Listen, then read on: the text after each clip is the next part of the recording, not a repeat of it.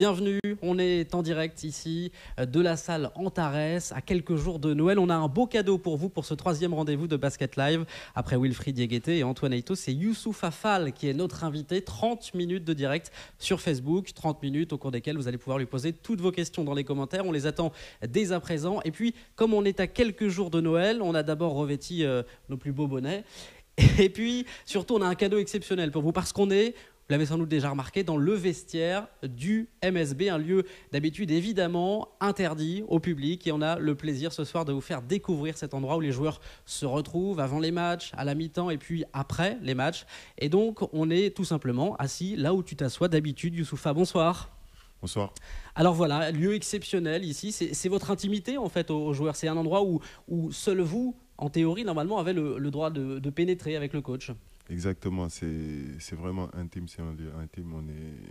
On est juste entre nous, entre joueurs, avant et après les matchs, avant et après les entraînements. Et c'est vraiment à nous, quoi. Un lieu où on parle basket, mais pas seulement. Il y a de la musique, parfois, on rigole, ça Ouais, discute, on fait rigole. connaissance. Ouais, avant tout, on est des amis entre nous. Donc on discute et vraiment, c'est un lieu pour nous, quoi. Et chacun, évidemment, a sa place attitrée. On voit là-bas DJ Stephens. Alors, toi, tu es ici, hein, numéro 19, le drapeau du Sénégal, évidemment. Ouais. Youssouf Affal, est-ce que tu peux nous expliquer, parce que tu as choisi ta place, hein. J'ai choisi ma place au début parce que je faisais partie des premiers arrivants et j'ai choisi ma place. Et pourquoi celle-ci en particulier? Tu voulais être à côté d'un coéquipier ou... Parce que non, pas spécialement parce que je suis vraiment confortable ici. Je peux allonger mes jambes, je suis bien ici. C'est au milieu en plus. Alors, est-ce que tu peux nous présenter un petit peu les places de chacun, rapidement, hein, sans bouger, sans trop se lever, Ouais, de tête, est-ce que tu les connais? déjà, il y a DJ Stephen qui commence. Après, il y a Philippe Amagou. Après, il y a Justin Cobbs. Après, Mika Riley, Thierry Tarpé, moi, Wilfried Diéguet, Chris Lofton, Romeo Travis et Antoine Eyto qui terminent. Voilà. Et donc, tu es finalement, à côté d'Antoine Eyto, hein. Non, je suis à côté de... Ah pardon, à côté de Wilfried Ouais, Diégueté, je dis des Wilfried bêtises. Diéguet, Oui, oui, les deux pivots ouais. qui sont côte à côte dans le vestiaire. Ouais. Alors, pendant 30 minutes, Youssoufa, donc on va parler de l'actualité du MSB, on va parler de toi, de ton parcours, de ton histoire, et puis on prendra les questions des auditeurs. Alors, rapidement, là, vous restez sur une série plus délicate quand même qu'en début de saison, 3 défaites consécutives. Qu'est-ce qu'on peut dire pour aller de l'avant? Que malgré tout, on a l'impression que, en tout cas sur les deux derniers matchs, vous avez la maîtrise, vous n'êtes jamais distancé, ridicule, et puis ça joue sur quasiment rien. Alors, est-ce que toi tu retiens, parce qu'on en a un peu parlé, il y a eu à chaque fois contre Nanterre et Limoges des fautes ou des possessions qui étaient en votre faveur et qui finalement ont peut-être fait basculer la rencontre. Je pense par exemple contre Limoges sur le dunk de DJ Stephens. Il y a faute. Est-ce que ça a compté? Vous en avez parlé entre vous les joueurs? Vous avez l'impression que d'un petit peu vous êtes fait voler? On en a parlé, mais c'est vraiment pas important ça, parce que ce qu'on retient, entre nous, ce qu'on retient, c'est que match après match, on progresse. On a perdu contre Nanterre de 4 points. On a perdu aussi contre Limoges de 4 points. Donc ça veut dire que l'équipe progresse, même si le résultat n'est pas toujours, ce qu'on attendait. Mais on sent que le travail paiera. Ça va payer les matchs à venir. La confiance reste, ça veut dire. Oui, la confiance reste. Même si c'est pas évident de garder la confiance à 100% si on perd des matchs comme ça. Donc c'est pas évident. Mais bon, on est confiant, on travaille, le groupe vit bien. Moi, je pense que c'est ça le plus important. Le groupe vit bien vraiment. On est vraiment des amis entre nous. Qu'est-ce qui explique malgré tout qu'à Limoges, vous comptiez 10 points d'avance à un moment donné? Pour les supporters qui étaient là, qui vous suivent, c'est frustrant de voir finalement cette équipe de Limoges revenir, et pour vous encore plus sur le parquet. Il y a eu quelques erreurs, surtout à la fin, des erreurs d'inattention. Comme moi, genre, à un moment, au lieu de bien replier, j'ai laissé le joueur. Je ne l'ai pas vu. Erreur de communication. C'est des détails en fait. Mais maintenant, on s'est toujours concentré là-dessus, mais on va plus se concentrer et essayer de gagner les prochains matchs à venir. Prochain match contre Cholet, donc Cholet, le derby. Ce week-end, le derby, un match très important donc pour mettre fin à cette série de défaites. Alors, Youssoufa, on va parler un petit peu de toi, né au Sénégal, c'est ça, le 12 janvier 95, donc bientôt ton anniversaire, bientôt 23 ans. Ouais, bientôt. T'as prévu là de prendre quelques jours pour rentrer au Sénégal? Je pense que j'aurai pas le temps. Ouais, ça va être un peu court, donc je pense que je vais rester ici avec la famille. Ouais. Il y a ta famille ici, au Mans? Il y a ma sœur qui vit à Tours. D'accord, oui, donc. Ouais, j'ai juste ma sœur qui vit à Tours. Après, toute ma famille est au Sénégal. Donc raconte-nous un petit peu le parcours au Sénégal. Avant d'arriver au Mans, c'est un agent, hein, c'est ça? Ouais, Qui est ton Bouna agent Ndiaye. aujourd'hui. Ouais. Voilà, Bouna Ndiaye, qui t'a repéré en fait? Ouais, il m'a repéré en 2009 par le biais d'un de ses bras droits, je peux dire. Par le Ouais. biais d'un de ses bras droits, je veux dire. Et il m'a repéré là-bas, il m'a suivi, et après il m'a fait venir en 2013 ici au Mans. Mais il te dit quoi? On te dit bonjour, on vous a repéré, vous avez... Parce qu'à l'époque, tu jouais déjà au basket dans un club au Non, Sénégal, non? franchement, j'avais complètement arrêté le basket parce qu'avant je jouais au basket, mais j'avais complètement arrêté pour me concentrer sur les études. Donc c'est lui qui m'a donné encore espoir pour y croire. Donc ouais, c'est comme ça que ça s'est passé. Là, il te dit entraîne-toi dur, il y a quelque chose à faire, on va pouvoir. Ouais, il est venu, genre, je me souviens, je galérais même à ces temps-là à avoir des paires de chaussures ou des trucs comme ça. Il Parce paraît que, que tu jouais avec des chaussures qui étaient trop petites, c'est vrai ou c'est une ouais, anecdote ouais, ouais. ouais. Après, parfois j'avais mal aux pieds et tout, donc c'était vraiment pas évident. Et lui, il est venu, il m'a donné des paires, je me suis dit, waouh, genre, il m'a donné 3 paires d'un coup, je me suis dit, là, je vais essayer de me donner à fond pour la famille, pour lui, parce que vraiment, c'est quelqu'un qui veut m'aider. Donc, voilà, c'est comme ça que ça s'est passé. Et donc, il te trouve une possibilité ici en France, au Mans, c'est ça? Exactement. Et tu débarques en Sarthe, là, le choc, un petit peu quand même. Ouais. Et on a attendu 4 ans avant que je vienne, de la rencontre à mon arrivée au Et qu'est-ce Mans. qui s'est passé pendant en fait, tu continues à t'entraîner dur au Sénégal en espérant un Ouais. appel? Non, mais genre, on a eu beaucoup d'échecs en fait. Genre, on ne nous donnait pas le visa. On a demandé le visa ici en France. Ils nous ont dit, ouais, tant que vous n'êtes pas majeur, vous n'allez pas venir. Vous n'allez pas pouvoir venir. Et c'était un peu difficile à vivre pour moi. Je me souviens tout le temps, je disais à mon père, ouais, je vais partir quand, tout ça. Donc c'était un peu difficile pour moi parce que j'avais déjà l'idée de venir en tête. Donc c'était difficile d'enlever ça dans ma tête. Et voilà. Et puis finalement, au final, malgré tout, tu as eu ce visa pour pouvoir venir ici au Ouais, Mans. ouais, finalement. Et tu débarques en hiver ici? En hiver, Ah ouais. en janvier. En plus, c'était vraiment dur. C'était vraiment dur, mais j'ai eu la chance d'avoir un ami qui était dans le centre de formation au nom de Khadim Fall. C'est lui qui m'a vraiment beaucoup aidé dans l'adaptation ici au Mans. C'est ce qui t'a permis de te sentir un Ouais, peu mieux au départ, parce que c'est ouais. pas facile quand même de quitter ses racines C'est comme vraiment ça. pas facile, vraiment, oui. Mais j'ai eu la chance parce que lui, je l'ai connu un peu au Sénégal parce qu'on était dans l'équipe nationale et tout, des jeunes. Donc j'ai eu cette chance-là. Ça m'a vraiment beaucoup facilité. Et qu'est-ce qui se passe? Tu intègres le centre de formation du MSB, en fait, l'équipe Espoir directement? L'équipe Espoir directement, oui, au centre de formation. Au centre de formation. Ouais. Donc là, clairement, il faut s'habituer au basket. C'était difficile au début d'appréhender comme ça le basket européen, voir la différence? C'était vraiment difficile au début parce que j'étais vraiment en retard. Physiquement, techniquement, au niveau du basket, partout j'étais en retard. Et j'ai fallu travailler dur pour rattraper un peu les autres. Donc c'était vraiment dur au début, c'était vraiment dur au début. Parce que je me rappelle, je faisais 5 séances par jour. Et le matin déjà, je me levais 9h30, j'avais séance de muscu. Et après, j'avais séance de basket avec les coachs.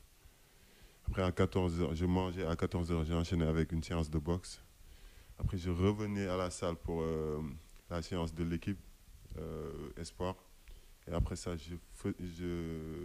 j'avais encore une séance de muscu pour terminer la journée. Et donc vraiment, tu mangeais sport toute la journée. Ouais, Hein. toute la journée. Et avant de m'adapter à ça, j'ai vraiment souffert. C'était dur et il le fallait pour mon bien. Et il le fallait. Et ensuite, il y a eu un prêt en Pro B l'an dernier, hein, Ouais. c'est ça. Mhm. Tu es allé à Poitiers et ça a été une expérience importante pour toi. Hein. Il fallait de toute façon que tu aies du temps de jeu et avec Herman Kunter, c'était assez compliqué d'espérer jouer ici davantage que des petites minutes. Donc il fallait avoir une expérience à l'étranger. Je pense que c'était... Pas à l'étranger, pardon, en Pro B. Ouais, Ouais. je pense que c'était primordial parce que, étant jeune, il fallait que je joue pour progresser. Et Poitiers, ils m'ont donné cette opportunité. Le coach, il m'a vraiment fait confiance là-bas. Ils m'ont vraiment beaucoup fait travailler. Rudy Nalom, Antoine qui est à Poitiers, le coach adjoint. Ils m'ont beaucoup fait travailler et voilà.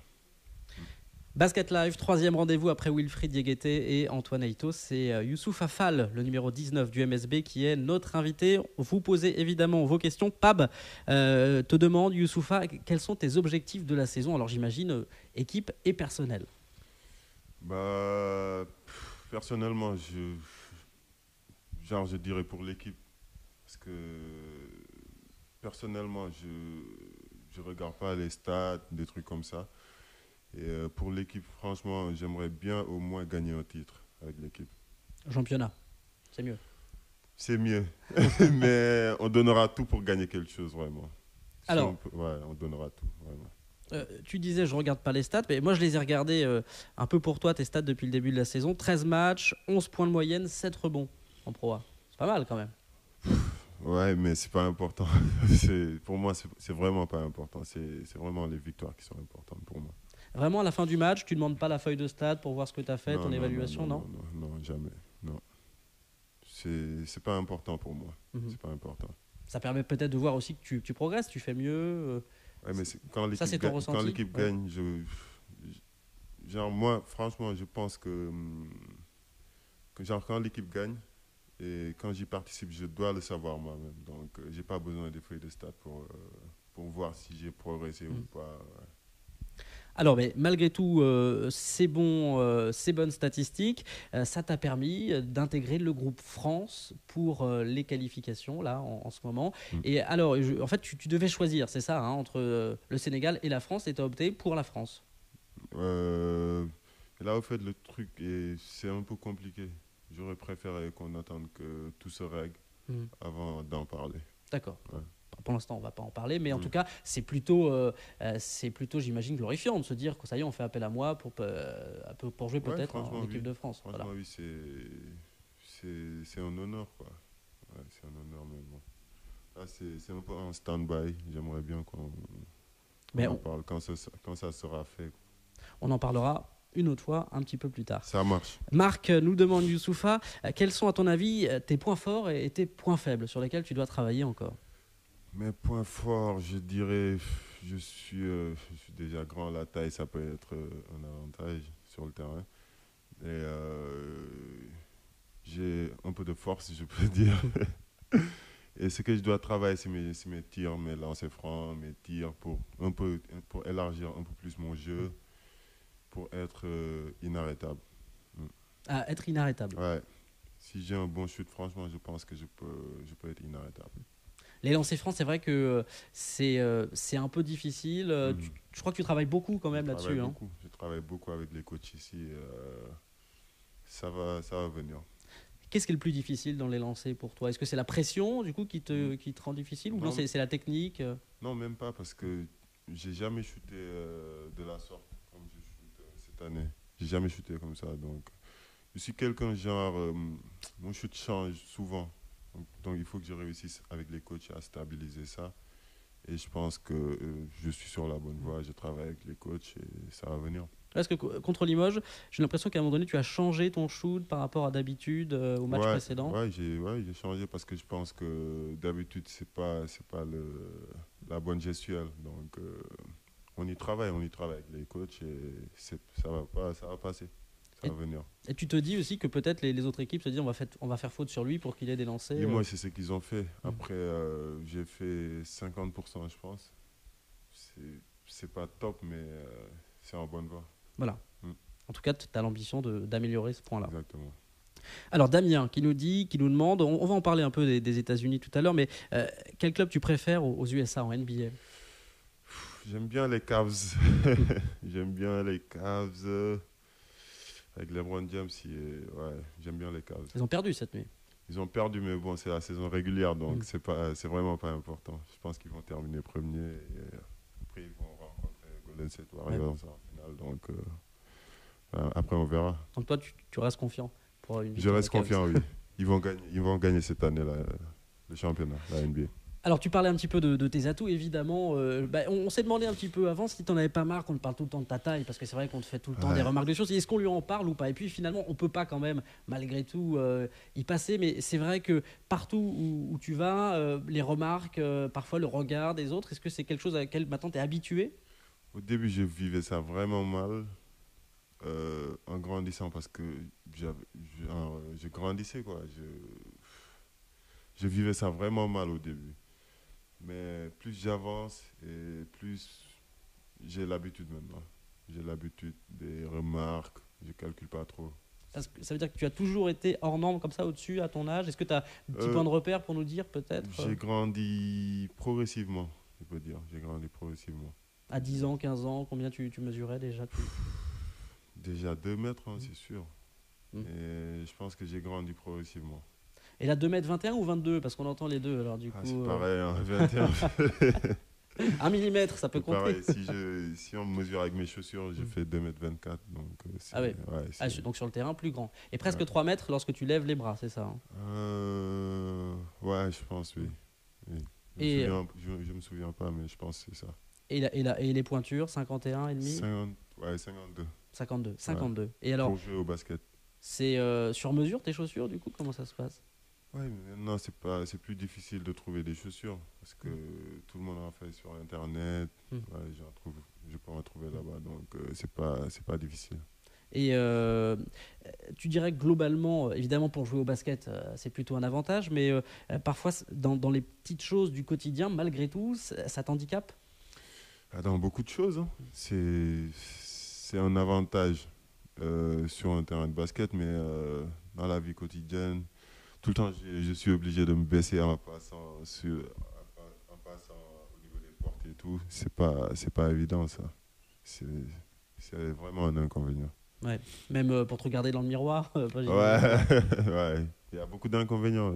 On peut même pas les compter. Donc, Mais malgré tout, tu as accepté ça, puisqu'il fallait quand même, tu as fait un travail sur toi-même pour te dire, parce qu'à chaque fois, peut-être que ça t'énervait, du coup, tu as pris du recul. non, Non. non. Moi, j'en suis fier. Ouais, bah d'accord, bah c'est ça, oui, qui est Je suis important. vraiment fier. Mm. C'est juste que parfois, les remarques, Mm. ça peut me fatiguer. Genre, ça pouvait me fatiguer Mhm. parce que maintenant, ça m'atteint plus. Mais ça, c'était avant. Maintenant, j'ai l'habitude et je vis ça bien. C'est pas un problème. Oui, parce qu'il y a régulièrement j'imagine des gens qui veulent se prendre en photo à côté de toi pour voir ce que ça fait. Voilà. Même ça, c'est pas un problème. Ouais. Mais il y a des gens, ils te font un peu du rentre dedans, entre guillemets. Donc, Mhm. c'est ça que je n'apprécie pas. Et quand on te dit tu es le plus grand joueur de la Pro A, etc., ça aussi, c'est quelque chose de positif pour toi, cet avantage que tu as sur le parquet. Oui, c'est c'est pas trop important, ça. Parce que je pense que ma taille, là c'est un avantage. Parce que j'ai beaucoup travaillé pour que ça soit un avantage. Mais ça pouvait être un inconvénient. Parce Mhm. qu'il y a pas de joueurs à ma taille il n'y a pas beaucoup de joueurs à ma taille qui jouent au haut niveau. Genre en France et un peu partout. Vous n'en trouvez pas beaucoup. Vous ne Et pouvez donc, pas en trouver beaucoup. donc c'était difficile d'avoir des modèles, en fait, c'est ça que tu veux dire?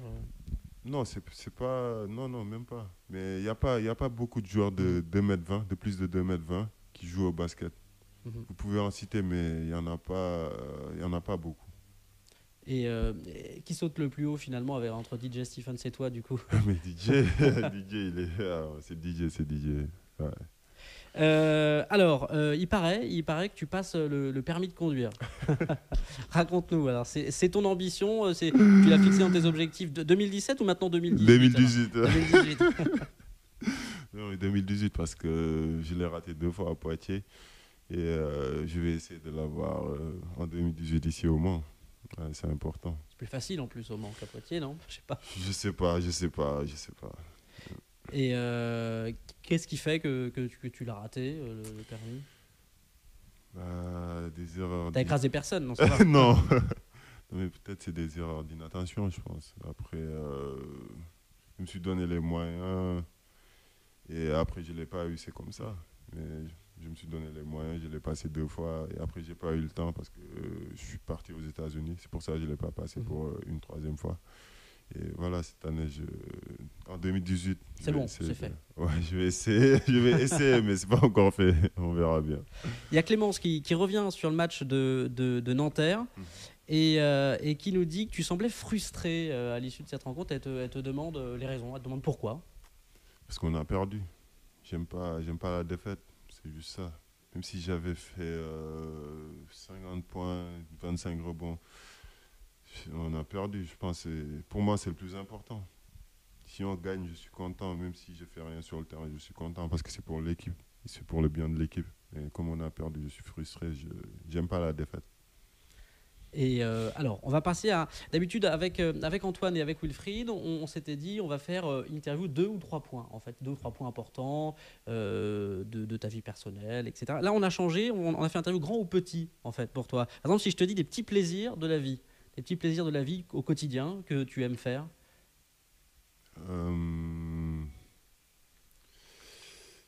Alors, ça peut être simplement le manger, hein, d'un truc cuisiner, classique. manger, Cuisiner. ouais, j'aime bien. Ouais. Parce que maintenant, j'ai pris l'habitude de cuisiner. Donc, ouais, j'aime bien. Et, J'aime bien manger. Je mange beaucoup. et qu'est-ce que du coup, tu aimes cuisiner alors? Un peu de tout. Hein. Un peu de Des plats tout. sénégalais? Les plats sénégalais, je peux juste en faire 2. Je suis pas vraiment fort, quoi. J'essaie d'apprendre, mais je suis pas vraiment fort. Et tu ramènes des plats pour le vestiaire? Tu cuisines Non, ici, non quand je serai fort, je vais faire ça. Et là, je ne veux On pas note, les hein. intoxiquer, là. C'est un peu tôt. Alors, grand ou petit dormeur, Youssouf Affal? Grand dormeur, je dirais. je dors, ouais, je dors souvent, quoi. C'est aussi important de faire d'avoir De des bonnes nuits de récupérer. sommeil. Ouais, voilà. Surtout moi, avec ma taille, il faut que j'essaie de récupérer au maximum. Si j'ai un petit laps de temps, j'essaie de récupérer au maximum. C'est important pour mon corps et ouais, c'est important. Ça veut dire se coucher très tôt, se lever tard ou Ouais, se coucher très tôt et essayer de se lever. De toute façon, nous, on se lève tôt donc, pour venir nous entraîner. Mais ouais, c'est important. Alors, tu préfères grand entraînement ou petite séance vidéo? Grand entraînement. Les séances vidéo, c'est pas. Non, c'est dur. C'est dur. Rester là. Ouais, je préfère m'entraîner. Tu préfères être sur le parquet, en fait. Hein, Ouais, c'est je ça. préfère être sur le parquet. Alors, grand ou petit fan de NBA? On en a parlé un petit peu tout à l'heure. Mais... Grand. Grand. Mm. Et alors, du coup, parce que comme tu dors beaucoup, tu fais comment pour regarder les matchs Je regarde les résumés en fait. Mhm. Je regarde les résumés après le lendemain. Parce que les matchs commencent super tard. Même si je ne regarde pas en direct la NBA, je regarde souvent l'Euroleague et je regarde beaucoup de basket, quoi. Ouais. Natou nous demande, Youssoufa, si tu as des passions en dehors du basket. Alors moi, je suis sûr que oui, parce que j'ai un petit peu travaillé. Je crois que tu aimes bien le foot. Hein. Tu aurais pu être footballeur au départ, tu as fait du foot? Ouais, je pense. Je suis fort. Ouais. Tu vas me dire que tu prenais Il y tous aura les des ballons de la rageux tête, qui vont c'est dire ça? ouais. Mais je pense que oui. Ouais, quand même. Mais avec ma taille, je pense que ça va aller être compliqué. En défense centrale, tu prenais Défense centrale, voilà. ouais, j'allais tacler tout le monde, dégager tous les ballons. Mais finalement, c'était mieux le basket. Ouais, je pense, oui. Et puis, je sais pas si tu pratiques, mais le tennis, hein, je crois que tu aimes bien. J'ai jamais pratiqué, mais vraiment, c'est quelque chose que j'ai toujours suivi et vraiment j'aime bien. J'aime beaucoup même. Et il y a un joueur en particulier? Federer. Ah ouais, Federer, le boss, quoi. Et je déteste Nadal. Ah, tu détestes Nadal, Je l'aime carrément. pas. Ouais, parce que il a souvent battu Federer et ça m'a toujours fait mal, quoi. Ouais. Tu l'as jamais rencontré, Roger Federer, encore? Non, j'aimerais bien, Ouais. vraiment. Federer et au foot, c'est Messi. J'aimerais bien les rencontrer, ouais. Et t'as déjà joué au foot avec des gens du vestiaire? Est-ce que vous faites des matchs parfois? Non, on n'a pas encore eu l'occasion, donc ouais. Sur console, par contre, hein, parce que tu sais que Antoine, la dernière fois, le mois dernier, nous a parlé longtemps de FIFA. Il est nul, en fait. Lui, il est nul. C'est la prochaine fois, je vais le battre. Il est nul. Il est nul. Mais il t'a battu ou pas, finalement alors Non, il m'a battu. Il m'a battu 2 fois, en fait. Uh-huh. Mais c'était disputé. C'était des matchs qui n'étaient pas faciles. Mais je vais le battre les prochains matchs. Les prochains matchs du match. Mais c'est sympa, ça vous joue en réseau, en fait, chacun de votre côté, vous jouez ensemble. En déplacement, on joue parfois. On ramène les consoles, nos consoles et tout, et on joue entre nous. Donc ça peut être sympa. Marc nous demande sur la page Facebook de Sweet FM et celle du MSB, que penses-tu de l'équipe cette année? On en a un peu parlé au début, mais globalement, qu'est-ce que tu penses du niveau de l'équipe? On a une bonne équipe. Pour moi, franchement, on a une très bonne équipe.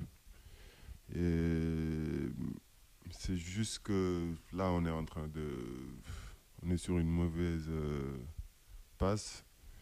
On est en train de perdre des matchs, mais les gens, ils doivent pas oublier aussi qu'au début, on a commencé par un 7-0.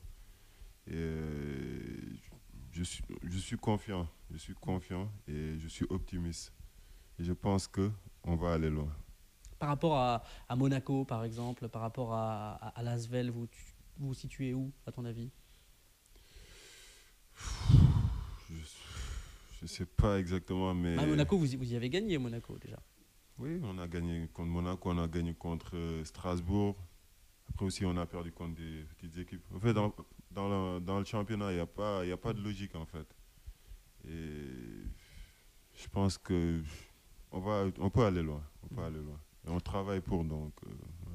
Est-ce que tu as l'impression que quand vous avez enchaîné cette série de victoires, vous étiez plus attendu véritablement? Il y avait un traitement particulier, peut-être sur toi aussi, sur les matchs. On disait contre Limoges, par exemple, là, ils t'ont ciblé pour faire beaucoup de fautes. Est-ce que véritablement, toi, tu te sens un petit peu traité différemment sur les parquets maintenant? Forcément, parce que comme j'ai été un peu médiatisé par rapport à d'habitude, c'est normal, les équipes, ils m'attendent plus. Et ils essayent parfois de m'énerver ou de me frapper ou des trucs comme ça. Et moi, c'est à moi d'être prêt psychologiquement à des trucs comme ça. Et j'ai compris ça, donc c'est plus un problème. Merci. Moins facile du coup de t'énerver sur le terrain? Ouais, parce que j'ai déjà compris ça. Mm. Je reçois des coups, mais je ne dois pas forcément rendre. Même discuter avec les arbitres, c'est quelque chose que tu... Ouais, parce qu'avant, il y a eu un match, je l'ai fait et j'ai vraiment regretté. C'est pas à moi d'aller parler aux arbitres et tout. C'est juste que moi, je dois me concentrer sur le terrain, faire ce que je peux faire pour aider l'équipe à gagner. Et à part ça, je dois pas me concentrer sur ça, parler aux arbitres, des trucs comme ça. Basket Live numéro 3, on est en direct du vestiaire du MSB à quelques jours de Noël. C'est notre cadeau, vous faire découvrir ce lieu exceptionnel avec Youssouf Affal. On va prendre encore peut-être une ou deux questions.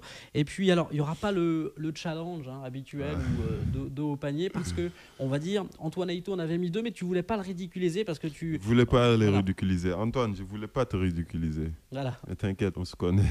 Parce qu'on l'a fait tout à l'heure hors caméra et tu as mis les 3 faciles. Ouais, facile, voilà. Ouais. Antoine. Alors David nous demande, oui c'est vrai que c'est un peu l'actu du MSB, que penses-tu de la prolongation de contrat jusqu'à la fin de la saison de Chris Lofton? C'est une bonne chose, ça élargit l'effectif et c'est une bonne chose pour aller le plus loin possible en championnat. Et que ça soit contre Nanterre ici ou à Limoges, il est en forme en plus, Chris Lofton. Il est en forme, il nous apporte beaucoup. Si on pose de vrais écrans pour lui dégager le shoot, il pourra vraiment faire beaucoup de performances comme ça, parce que c'est un vrai shooter. Et concernant ton avenir, toi, est-ce que tu y penses déjà à la saison prochaine, à tes ambitions à plus long terme, les rêves que tu as? Actuellement, je pense juste à gagner, à gagner pour le MSB, comment faire pour aider l'équipe à gagner et aller le plus loin possible. Et après, on verra. Après, on verra avec mon agent et tout, mais j'y pense pas trop. C'est pas pour l'instant à l'ordre du jour. Voilà. Non. Et puis, Laurent nous demandait un petit peu plus tôt tout à l'heure, c'est une question intéressante. On gère comment quand on est sportif professionnel comme vous, basketteur pro, les fêtes de fin d'année? Parce qu'on ne peut pas trop manger, sortir, il y a des matchs malgré tout qui s'enchaînent. Est-ce que tu as des restrictions? Est-ce que tu t'imposes des trucs? Ouais, mais je pense qu'on peut se lâcher un peu quand même. Ah, on peut se lâcher un peu quand même. Genre, quand on va prendre... Quand on sera à la trêve, le 28, ouais, le 27, le 28, après on aura 10 jours, je pense, 10 jours, quelque chose comme ça. Mais il faut rester pro aussi durant toute cette période parce qu'on va enchaîner 2 matchs, le 23 et le 27. Donc c'est important de ne pas trop manger, je pense, pour revenir en forme pour le match du 27. Mais malgré tout, on peut quand même se faire plaisir. Mais ça, c'est après. C'est à la trêve. On pourra se faire plaisir parce qu'on aura 8 jours de off. Très bien, bah écoute, merci beaucoup Youssoupha. On va juste parler de la réception de Cholet, donc samedi à Antares. Il y a une très très belle opération qui est organisée par la Ligue nationale de basket avec le MSB, le Secours populaire aussi. La possibilité d'admettre un cadeau pour les enfants qui ne peuvent pas en avoir, qui seront remis. Donc ce week-end, il faut que tous les supporters viennent ici à Antares avec un cadeau. Ouais, il faut que tous les supporters viennent avec un cadeau pour les enfants qui n'ont pas vraiment les moyens. Ça sera une bonne chose quoi, de fait. Ou alors on pourra acheter ici directement sa peluche.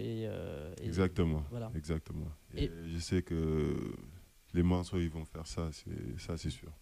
Il y a justement une belle ambiance à Antares depuis le début de l'année. En termes d'affluence, peut-être on va taper sur la doigt si je dis bêtises. La troisième affluence de Pro A depuis le début de la saison, c'est bien, ça se soutient. C'est une bonne chose, ça veut dire que les gens ils croient en l'équipe. Et nous, on va essayer de leur rendre ça et de nous donner à fond. Il faut gagner contre Cholet. Il faut gagner contre Cholet. On va retenir ça. Merci beaucoup Youssoupha. De rien. On va dédicacer ce t-shirt pour ensuite l'offrir à un fan du MSB, un supporter qui nous a suivis ce soir dans ce troisième rendez-vous de Basket Live. On va faire un petit peu de place ici sur la table. Hop, hop, hop. Voilà, voilà. Je vais me lever de mon côté pour que tu sois plus tranquille. Vas-y. Voilà, donc t-shirt dédicacé qu'on fera offrir sur la page Facebook du MSB et de Sweet FM. Vous pouvez d'ores et déjà d'ailleurs vous inscrire, vous mettez votre nom et puis on fera un tirage au sort et vous pourrez gagner ce t-shirt. Voilà, alors je vais le tenir, on va le dédicacer tranquillement ensemble. Voilà, voilà. Alors attends, hop là. On va y arriver, hein. Tout va bien. Voilà. Vas-y Youssoupha, c'est un peu notre cadeau de Noël après vous avoir fait découvrir le vestiaire du MSB ici. Hop, ben voilà, numéro 19. Le 19, reprends un peu le micro justement, le 19 c'est ton numéro fétiche, c'est toi qui l'as choisi. Non, c'est pas un numéro fétiche, c'est juste que l'année dernière je l'avais à Poitiers. Et avant de prendre ça à Poitiers, j'avais demandé à mon père est-ce que je pouvais le prendre. Et il m'a dit oui, c'est pour ça que je le garde. Et pourquoi tu as demandé à ton père du coup? Parce que je demandais tout à mon père. D'accord. Ouais, voilà. Tu es encore très proche de lui, du coup Ouais, comme il est parti, donc moi je tiens à ce numéro. Ouais, c'est pour ça que tu tiens à ce numéro. Ouais, exactement.